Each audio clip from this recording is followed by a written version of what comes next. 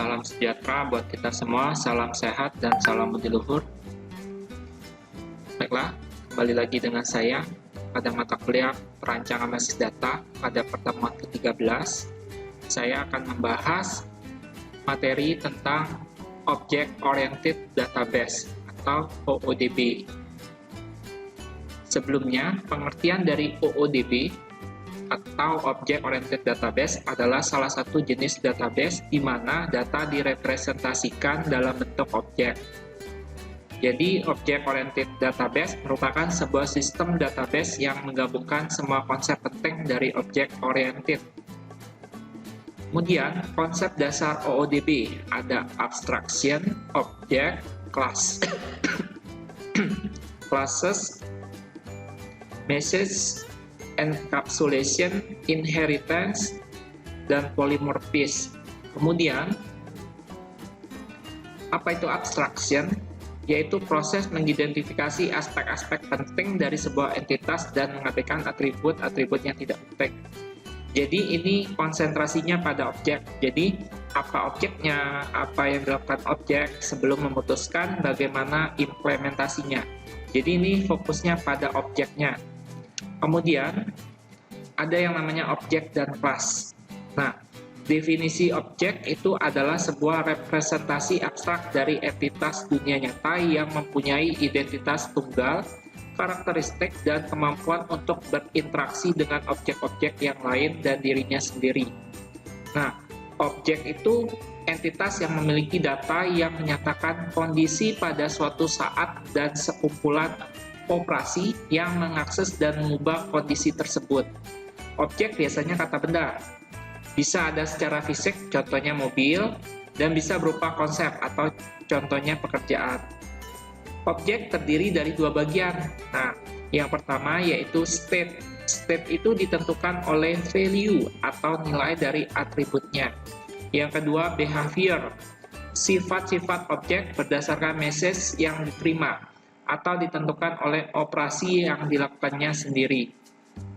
Kemudian, kelas merupakan kumpulan objek-objek sejenis. Selanjutnya, ini ada contoh objek dan implementasinya. Ya, di sini ada objek, kemudian ada implementasinya. Di sini, kalau seandainya ini objeknya employee, ya, nah maka instansiasi dari objek employee itu menjadi kelas employee seperti ini ya untuk implementasinya. Kemudian di objek ada atribut. Nah, di kelas ini atribut itu disebut dengan properties. Kemudian di properties ini atributnya ada name ya. Terus tipe datanya string, ada atribut X, ya, tipe datanya integer, kemudian ada atribut tone, tipe datanya string. Kemudian, selain hanya ada properties atau atribut, di kelas juga terdapat operation, ya, operation atau method. Nah, di sini, ya, ada add employee, ya, menambahkan karyawan, delete employee, menghapus karyawan, update salary, ya, mengubah gaji. Nah, di sini adalah metodenya. Apa yang bisa kita lakukan seperti itu? Kita bisa ngapain aja pada kelas ini. Kemudian end author. Selanjutnya method. Nah, method ya merupakan operasi atau action yang dapat dilakukan oleh sebuah objek. Nah, bisa private methods, bisa public method, ya. Kalau private method biasanya bisa diakses oleh kelas itu sendiri, ya. Sedangkan kalau public method itu bisa diakses oleh kelas yang lain. Nah, jadi public ya. Public ini semua bisa akses. Kalau privat hanya kelas itu sendiri yang bisa akses. Kemudian komunikasi antar objek dilakukan dengan memanggil methods yang ada pada objek dengan menggunakan message. Jadi, nanti komunikasi antar objek itu manggil method. Nah, menggunakan message ya. Selanjutnya message. Nah, message ini merupakan sarana komunikasi antar objek. Message yang diterima akan mengaktifkan operasi-operasi yang berada pada objek. Kemudian ada yang namanya encapsulation. Jadi enkapsulasi merupakan sebuah metode yang memastikan pengguna tidak dapat mengubah sebuah objek secara leluasa. Hanya metode dalam objek tersebut yang diizinkan untuk mengakses keadaannya. Dalam kata lain, mengontrol hak akses pengguna dalam melakukan perubahan pada suatu objek. Karena antara objek yang satu dengan yang lainnya itu saling berinteraksi. Kemudian encapsulation ini ya, dia merupakan penggabungan data dan sejumlah operasi ke dalam objek. Objek hanya bisa diakses melalui sekumpulan operasi yang telah didefinisikan. Disebut juga information hiding. Ya, artinya penyembunyian informasi struktur internal objek. Kemudian tidak berlaku pada basis data tradisional, seperti operasi select, insert, delete, dan update bersifat generik. Pengguna objek hanya perlu memperhatikan interface. Ya, interface ini antar muka ya. Objek yang mendefinisikan nama dan argumen setiap operasi. Bagian interface disebut signature, ya. Implementasi operasi disebut method. Selanjutnya, nah sebelumnya ini ada ya gambar diagram untuk ini ya, encapsulation seperti ini ya. Ada representasi data objek yang disembunyikan, kemudian data objek hanya bisa diakses oleh operasi yang dimilikinya sendiri, kemudian sebuah operasi objek hanya dapat dipanggil oleh sebuah message dengan signature yang valid, kemudian objek lain mengirim pesan untuk minta service ya. Nah, inilah bagannya ya. Kemudian keuntungan encapsulation dan information hiding. Jadi yang pertama, data yang dienkapsulasi lebih terlindung. Jadi terlindung data kita. Kedua, kita dapat membuat objek yang sangat handal dan konsisten karena objek mempunyai kontrol penuh terhadap data. Ketiga, integritas lebih terjaga. Nah, inilah keuntungannya. Selanjutnya ada yang namanya kelas hierarkis dan inheritance. Jadi ini merupakan pewarisan ya. Nah, jadi kelas dapat mempunyai anak. Sebuah kelas dapat dibuat berdasarkan kelas lain. Konsep pewarisan yaitu pendefinisian kelas baru yang mewarisi struktur dan operasi atau behavior dari kelas sebelumnya. Jadi dia mewarisi dari kelas sebelumnya. Konsep ini mendukung pengembangan sistem secara incremental dan reusability dari kelas yang sudah ada. Kelas anak atau turunan dapat dibuat untuk dapat mewarisi semua atribut dan perilaku dari kelas induk. Jadi kelas hierarkis ini ya, definisinya hubungan-hubungan antara superkelas dengan subkelas. Selanjutnya, ini ada contoh ya.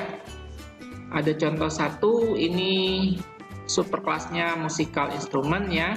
Kemudian superkelasnya atau subkelasnya ada wind instrument sama string instrument. Kemudian subclassesnya ada piano, violin, gitar ya untuk string instrument. Untuk wind instrumennya ada trumpet sama flute ya. Jadi ini adalah kelas hierarki or kelas lattice ya. Kemudian di contoh kedua ya, di sini ada superkelasnya employee ya. Kemudian subclassesnya ada pilot dan mekanik ya. Jadi karyawan, nah subkelasnya ada pilot, ada mekanik. Kemudian untuk contoh ketiga di sini ya ada superkelasnya person ya. Kemudian subkelasnya ada employee sama customer. Employee ya ada lagi ya subkelasnya yaitu officer, teller, dan sekretari. Selanjutnya pseudocode ya, pseudocode untuk mendefinisikan kelas hierarki pada contoh ketiga tadi ya. Jadi pada contoh ketiga ini ya ada person, employee, customer. Ada lagi subclass dari employee yaitu officer, teller, dan secretary. Jadi ini pseudocode-nya ya, kelasnya person, di sini ada string name, string address, string get name, string get address ya. Nah, ini ada integer set address, string new address. Nah, kemudian ada kelas customer is a person, kemudian ada kelas employee is a person ya, seperti ini ya untuk codingan yang dihasilkan dari ini ya, contoh hierarkinya. Nah, selanjutnya ini pseudocode untuk mendefinisikan kelas hierarki pada contoh ketiga. Ini lanjutannya ya, ada integer officer number, kelas teller is a employee, ada kelas secretary is a employee ya. Sini ada lagi ya, codingannya ada. Nah, perhatikan bahwa metode yang sudah didefinisikan pada superclass tidak ditulis lagi pada masing-masing subclassnya karena sudah otomatis. Jadi kalau sudah ada metode yang kita definisikan di superclass, jadi kita tidak usah tulis lagi ya pada subclassnya yang lain karena sudah otomatis. Nah, untuk apa? Untuk menghemat waktu programmer. Jadi membuat codingannya lebih cepat ya, waktunya lebih singkat ya, lebih hemat kalau seandainya menggunakan ini ya. Selanjutnya di sini ada contoh ya. Nah, ada inheritance ya. Nah, di sini abstraction, di sini ada animal ya. Nah, pewarisannya ada tortoise, giraffe, sama elephant ya. Nah, ini merupakan pewarisan dari animal. Nah, di sini animal ada atribut name-nya string, tipe datanya string ya. Kemudian atribut ID, tipe data integer, atribut X, tipe data integer. Kemudian untuk metodenya ada set name sama it ya. Nah, sedangkan di sini subclassnya ada giraffe ya. Di sini ada atributnya neck length, tipe datanya integer.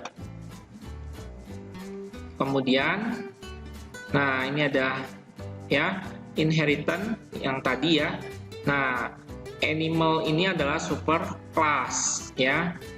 Nah, untuk tortoise, giraffe, sama elephant ini adalah subclass ya. Karena ini merupakan pewarisan dari superclass animal. Nah, selanjutnya ada yang namanya polymorphism. Polymorphism adalah kemampuan sebuah operasi suatu objek pada objek lain yang berbeda. Nama operasi sama, tetapi implementasinya berbeda tergantung dari tipe objeknya. Juga dikenal dengan metode override.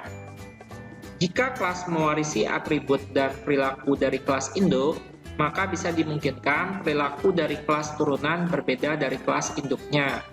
Dengan demikian, untuk message yang sama mungkin akan memberikan efek yang berbeda, tergantung kelas dari objek yang menerimanya. Kemudian, polymorphism secara harfiah ya, polymorphisme berarti banyak bentuk. Dalam konsep objek-oriented, objek-objek dikatakan polymorphic bila mempunyai antarmuka yang identik. Nah, ini yang harus diingat, yaitu identik, namun mempunyai perilaku yang berbeda. Contoh mudahnya adalah dua buah objek dari kelas yang berbeda dapat memiliki nama metode yang sama, namun algoritma metodenya berbeda. Jadi, bisa aja ya metodenya sama ya dari dua buah objek kelas, tapi algoritma metodenya yang berbeda. Contoh polymorphism ya seperti ini. Nah, di sini method overriding ya, method redefine at subclass level. Nah, di sini ada person, kemudian ada staff ya. Nah, kemudian ada setelah staff, ada subkelasnya manager dan sales staff. Nah, di sini ya ada metode add bonus, kemudian manager mendapatkan bonus yang lebih besar ya, metode add bonusnya. Kemudian untuk sales staff-nya ada metode year end updates ya. Nah, di sini sama-sama ya, semuanya punya metode ya. Baik subkelasnya ya, subkelas, kemudian superkelas di atasnya ya. Selanjutnya kelas diagram. Kita masuk ke kelas diagram ya. Jadi kelas diagram adalah jenis diagram struktur statis dalam UML yang menggambarkan struktur sistem dengan menunjukkan sistem kelas, atributnya, metode, dan hubungan antar objek. Jadi sebelumnya kita sudah belajar ya menggunakan membuat UML ya, Unified Modeling Language ya. Kita sudah membuat diagram, kita sudah belajar membuat IRD ya, Entity Relationship Diagram. Nah, sekarang kita akan membuat kelas diagram ya. Nah, kalau sebelumnya kita sudah belajar UML ya, Unified Modeling Language ya. Jadi UML jadi salah satu alat bantu yang sangat handal di dunia pengembangan sistem yang berorientasi objek. Nah, UML menyediakan bahasa pemrograman visual yang memungkinkan bagi pengembang sistem untuk membuat cetak biru atas visi misi ya mereka dalam bentuk yang baku, mudah dimengerti, serta dilengkapi dengan mekanisme yang efektif untuk berbagi atau sharing dan mengkomunikasikan rancangan mereka dengan yang lain. Jadi UML adalah hasil kerja konsorsium berbagai organisasi yang berhasil dijadikan sebagai standar baku dalam OOAD. Panjangan OOAD adalah Object Oriented Analysis dan Design. UML punya elemen grafis yang bisa dikomunikasikan dengan diagram. Nah, ini contoh IRD, Sistem Informasi Penyewaan Aset ya. Ini sudah pernah kita kerjakan, kita buat IRD seperti ini ya. Ada entitas warga, kemudian warga buat FPA, FPA isi aset, kemudian FPA hasil bukti pembayaran. Dari IRD ini kita akan membuat yang namanya kelas diagram. Nah, untuk membuat kelas diagram kita bisa menggunakan software open source ya. Nah, salah satu software yang bisa kita gunakan yaitu namanya Asta Community. Kalau sudah diinstal di komputer atau laptop kalian, tinggal di searching ya namanya Asta, dibuka ya untuk aplikasinya ya. Nah, kita akan membuat kelas diagram ya. Di sini ada pilihan create diagrams. Nah, ada banyak diagram ya. Di sini ada kelas diagram, sequence diagram, use case diagram, dan lain-lain. Nah, kita akan buat kelas diagram. Berarti kita klik kelas diagram. Nah, inilah tampilannya ya. Setelah itu ya, setelah kita terbuka seperti ini tampilannya, kita lihat kita mau buat ya. Kita akan membuat pertama kita akan membuat kelas warga. Ya, kita akan membuat kelas warga. Nah, di sini kita lihat ya, IRD di sini ada entitas warga. Nah, kita akan buat menjadi kelas ya. Nah, di sini warga atributnya KD warga, nama warga. Kita buat. Nah, di sini kita pilih kelas ya. Kita klik. Nah, kita kasih namanya kelas warga. Kemudian, nah ini ada simbol kuning ya. Kita klik aja. Nah, ini untuk kita mengisikan atribut ya. Jadi atributnya KD warga ya. Kemudian NM warga. Nah, di sini ada ya, waktu diklik KD warga di sini muncul ya. Ini adalah kotak untuk kita mengubah pengaturan keterangannya. Contoh ya, seperti name ini kalau seandainya salah tag ya, nama atributnya. Kemudian tipe datanya bisa kita ubah. ini ya tergantung tipe data yang kita gunakan. Misalnya kita mau char, nah di sini akan berubah jadi char. Kalau kita mau integer, ya kita pilih int, ya seperti itu. Nah, misalnya kita ini integer ya. Selanjutnya, selain tipe, di sini juga ada yang namanya visibility. Nah, visibility ini kita mau mengatur visibilitasnya. Seperti yang saya jelaskan sebelumnya di slide yang tadi, ya, bahwa kalau dia public, ya, ini simbolnya plus.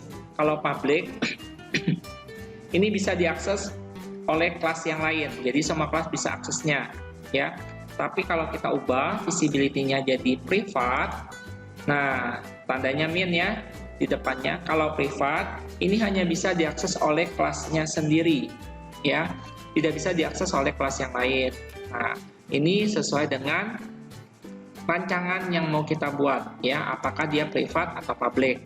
Ini kita buat public aja ya, tandanya plus jadinya. Nah, ini sama yang nm warga kita jadiin public. Nah, setelah ini ya, setelah kita membuat atribut atau properties ya, selanjutnya kita akan membuat yang namanya operation atau method ya. Nah, ini yang ada simbol warna hijau. Nah, disinilah untuk membuat metode. Nah, kita misalnya get warga ya. Nah, ini sama juga di sini ya, kita bisa pilih juga visibility-nya mau public atau privat ya. Nah, selanjutnya kita bisa pilih ya, simpan.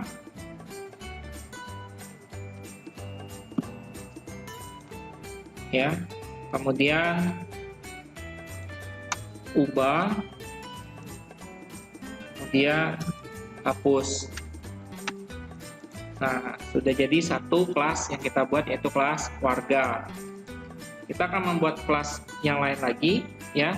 Misalnya kita lihat di sini ada kelas dari entitas ini, ada FPA ya, atributnya no FPA dan tgl FPA. Berarti kita buat kelas FPA, kemudian kita buat ya atributnya no FPA,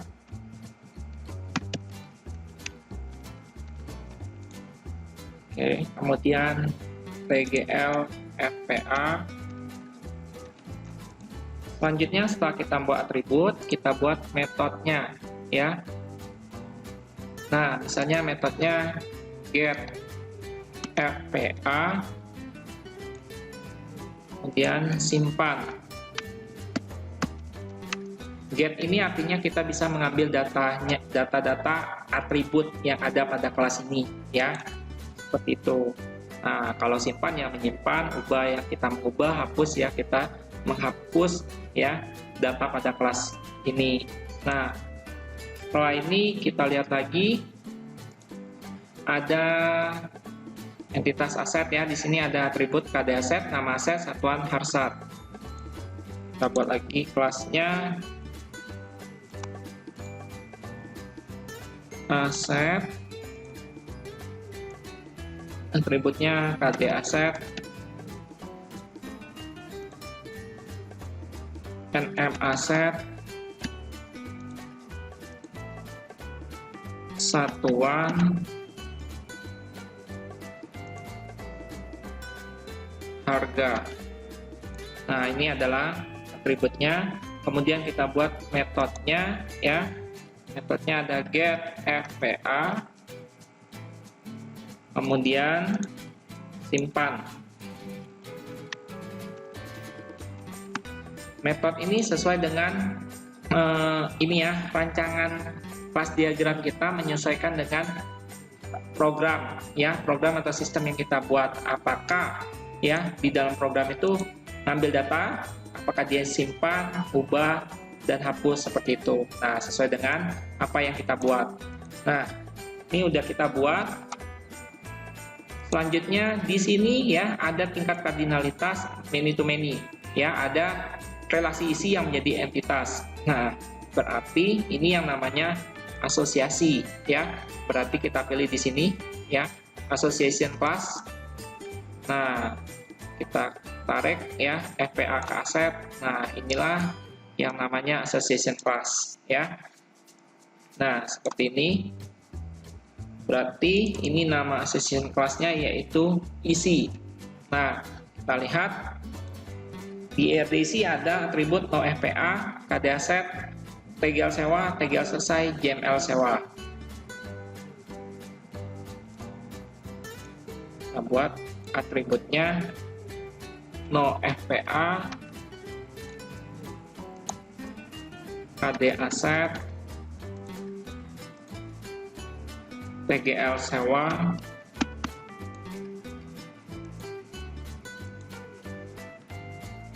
TGL selesai,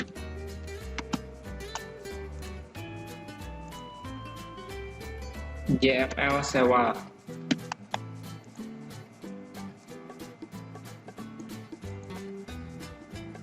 Setelah kita membuat atributnya, kita buat metodenya ya. Metodenya kita buat get isi simpan.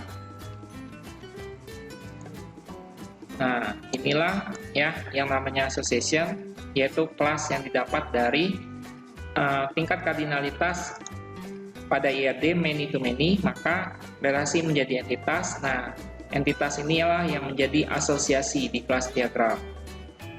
Nah, selanjutnya kita lihat lagi ada entitas bukti pembayaran.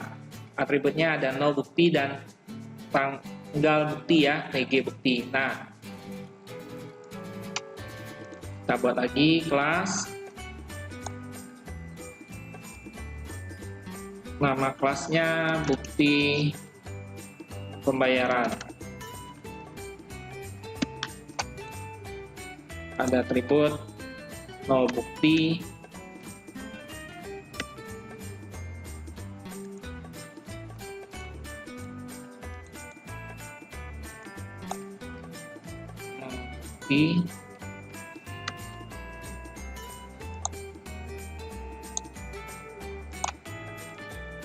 bisa diedit di sebelah kiri ini ya, namanya ya, TGLD. Kemudian metodenya ada get BP, kemudian ada simpan BP. Nah, seperti ini ya.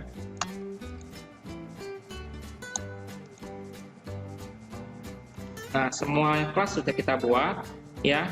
Kita tinggal buat garisnya. Jadi kita akan membuat garis yang menghubungkannya ya. Nah, di sini kita lihat warga ke FPA ya. Berarti di sini kita pilih garisnya ya, tarik. Nah, warga dan FPA ya, kita bisa lihat di IRD ini tingkat kardinalitasnya one to many. Nah, di sini ya, berarti kita bisa, kalau di kelas diagram namanya itu, kita tinggal klik kanan ya. Nah, klik kanan pada garisnya, itu namanya adalah multiplicity ya. Multiplicity di sini ya. Di sini warga one ya. Berarti satu ya multiplicity-nya. Kemudian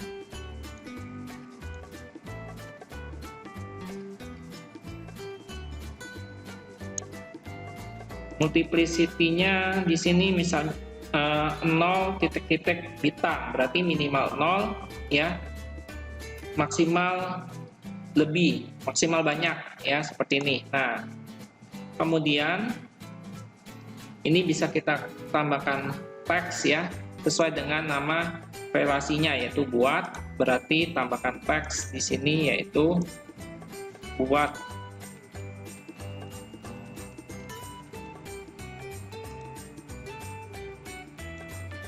Selanjutnya kita ke sini ya. Nah, FPA isi aset. Nah, di sini ini udah ada tulisan isinya. Kita bisa lihat ya tingkat Cardinality-nya FPA isi angket yaitu many to many. Nah, di sini berarti ya kita bisa acuannya dari IRD ya. Multiplicity-nya di FPA ini adalah satu titik-titik bintang, berarti minimal satu, maksimal banyak ya. Kemudian di aset multiplicity-nya sama ya, satu titik bintang ya, berarti minimal satu, maksimal banyak ya. Nah, kita lihat lagi untuk IRD yang punyanya FPA hasil bukti pembayaran. Nah, di sini tingkat kardinalitasnya one to many, one to one ya. Berarti di sini kita tarik garis ya hubungnya. Nah, setelah kita tarik garis ya, berarti di sini kita pilihnya multiplicity-nya di bukti pembayaran yaitu 1. Kemudian di FPA multiplicity-nya juga kita pilih 1 ya, 1 to 1. Kemudian kita tambahkan teksnya yaitu di IRD-nya relasinya hasil, berarti hasil. Nah, ini bisa kita tarik-tarik ya kalau seandainya teksnya kotaknya kurang besar. Nah, inilah hasil kelas diagram yang sudah saya buat. Nah, seperti ini. Kemudian untuk kita ngopi ke presentasi, ke PowerPoint atau ke Word ya, ini bisa kita Ctrl A, kemudian klik kanan, klik copy to clipboard, pilih BMP PNG ya, klik, kemudian buka PowerPoint-nya ya atau Word-nya, kemudian tinggal klik kanan paste ya, pilih paste picture atau Ctrl V seperti ini. Nah, maka sudah langsung ya tercopy hasil screenshot gambarnya. Nah, seperti ini. Nah, inilah hasilnya. Ini send to back dulu. Nah, biar tulisan kelas diagramnya bisa dilihat. Nah, inilah hasil kelas diagram dari studi kasus IRD yang sudah pernah kita buat. Nah, inilah hasilnya. Baiklah, sekian materi pembelajaran pertemuan ke-13 kali ini. Semoga bermanfaat untuk kita semua. Sampai ketemu pada video pembelajaran berikutnya. Saya ucapkan terima kasih ya. Saya akhiri, salam sehat, salam sejahtera, dan salam budi luhur.